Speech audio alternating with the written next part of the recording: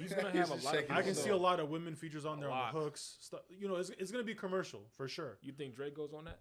No. Well, so that's what I want to get to. I was gonna say, yes. Drake goes so hold on. Are we getting Drake or Kendrick? Let me clear out. Yes, definitely not Kendrick. So yes.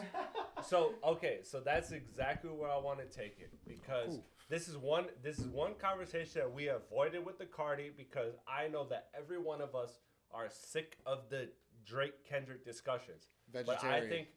But I think Thug is a glimpse into it, and I think there's something to watch there because. To me, it wasn't intentional. It wasn't unintentional that when Thug got out of jail, the first thing Drake did was meet him and give him $1 million. And this was after the Kendrick Not Like Us, where the Atlanta thing. But then we have the reports of Cardi, and again, these are just reports from sources, so you take those sources with a grain of salt. But the reports were that Drake had a Cardi record that was supposed to be on the album, but Kendrick comes in and says, "No, I'll give you 3 features if you don't put it on. If you remove the Drake record, right?" And if that's true, it's petty as fuck. Right, petty as fuck. So what I'm saying is Young Thug is in an interesting situation because obviously, again, I don't know any of these friendships outside of rap, but Young Thug clearly, I would assume, has a closer relationship with Drake than he does with a Kendrick. He better. But Kendrick, for sure, is fish grease right now. He's cooking.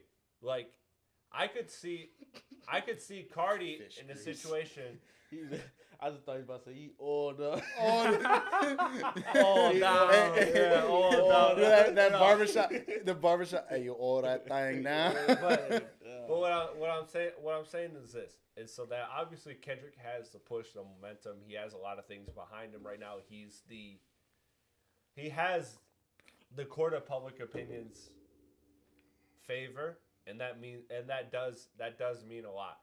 So Young Thug, I think it's an interesting case study because I don't think Kendrick presents Drake that ultimatum or presents Young Thug that ultimatum of like, hey, I'll be on this record. But I also wouldn't be surprised if Kendrick, that he's leaned into culture for the last year plus with the battle and everything, that he doesn't look at this Young Thug opportunity and look at what I said about this being a cultural moment. Kendrick is at least thinking about getting involved in this because this is something that the culture is fully behind. The culture is also fully behind Kendrick. It's a 2 + 2 = 4 situation. But the Drake thing, I don't know if Kendrick is presenting the ultimatum. I don't know. It's just something interesting to watch. If that ultimatum is true, that he's kind of going against everything that he's been preaching for the past year. Like, you know what I mean? Which I've been said that Kendrick's a hypocrite when it comes to that. Yeah, because the thing is like if he's going against and saying, oh, okay, if Drake's on this album, then I'm not going to be on it, or these are your options or whatever, then no, this is not a cultural thing. This is Kendrick's being selfish and petty type of thing. You know what I mean? Yeah, so like, I find that to be like I hope that's not true. And Thug was one of the first people to come out while he was fighting that case. He came out and said, y'all shouldn't be arguing like this, like type of shit. Yeah. Like he said that. He came out and said, because when he saw that Future and Drake were divided, he's like, bro, these are my guys. Like they're not supposed to be arguing like this. See what happens when Thug goes away? Again, everything goes wrong. I would say this. I would say this before I toss it to my esteemed panel. I assume that Thug is going to lean on the side of Drake. Again, I'm just saying it's something to watch.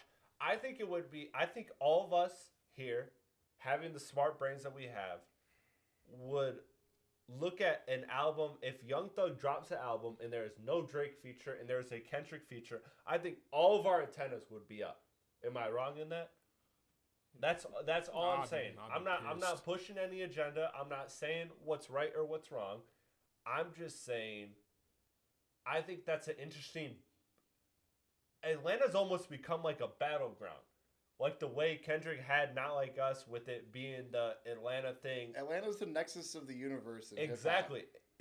So I think it's become, because like it or not, we can all agree that there's industry politics happening on both sides.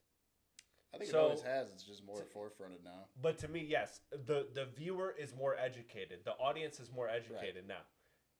So that's been happening. So all I'm saying is that this is going to be an interesting case study because Atlanta, to me, seems like a battleground. I could see a world in which Kendrick is trying to impose his will and be like, yeah, Thug, I got you. No Drake. Or I could see a world in which Thug, being close to Drake, being like, look, man, I'm not picking sides. I'm just Drake. Drake is Drake. I'm going to do a record with Drake because Drake's a homie. And guess what? This is going to be a slap. And the club is going to ring off to this. So I'm not saying to pick a side or anything. I'm not saying any of that. All I'm saying is I think this is an interesting thing to look at when it comes to Drake and Kendrick. I think it's an interesting thing to look at who is on it and who isn't. Do Kendrick and Thug have a record? No, they don't. So let's not start now. Let's not. I don't want that to happen. I don't think. I would be interested in. Personally, I didn't even want a Cardi and Kendrick record, but that shit was heat. That was a good song. No, honestly, all three of them.